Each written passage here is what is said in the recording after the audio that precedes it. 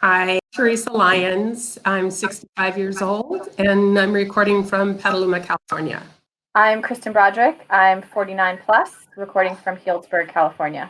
Remind me the how and why you got to be a hospice nurse. It actually started probably when I was 8 years old and my little sister was 6 and died of leukemia. But the experience that opened my eyes the most was when my father was dying. It's been over 50 years now. He died when he was 54 of lung cancer in the hospital. I was just amazed at how the doctors and nurses really couldn't talk about death and dying. I remember very clearly a patient across the hall from where my dad was in the hospital had died, and his wife was standing outside sobbing outside the room all by herself. It felt so odd to me that people just couldn't even talk about it. And then when my dad died, it was the same. People couldn't say he died. I wasn't there. I was the night watch, so I stayed up with him all night, and then I went home to sleep. So he died with my mom. When I got to the hospital, I wanted to stay with his body and wait until the mortuary came and all that. Nobody talked to me. Nobody said, "I'm sorry your dad died." It was very weird. I'm like, this is wrong. Like, life is a cycle, life and death. And the other thing, I was a high school dropout at the time.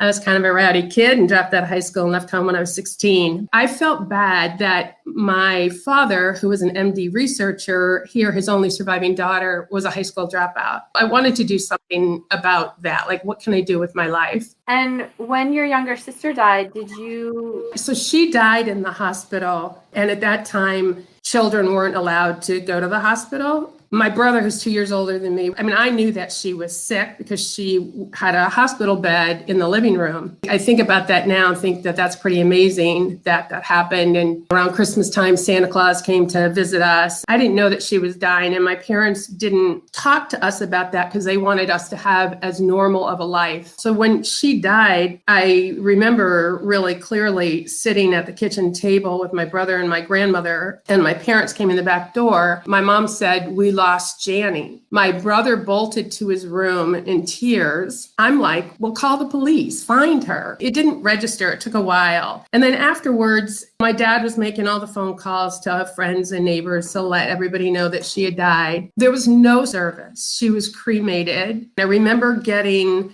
a prayer card from the mortuary. Mm-hmm.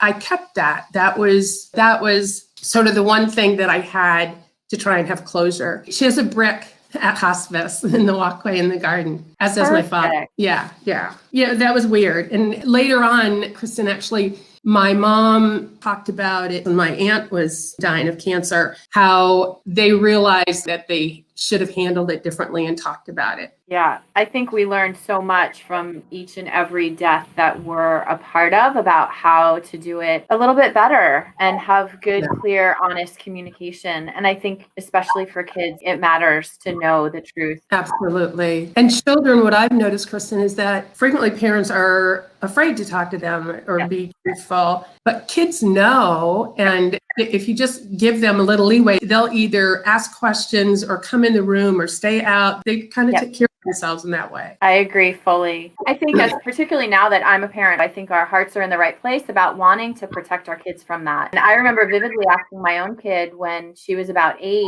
if your mom or dad were really sick, like how I'm a stepmom, how would you want someone to talk to you? And her response was really nicely. I never forgot that.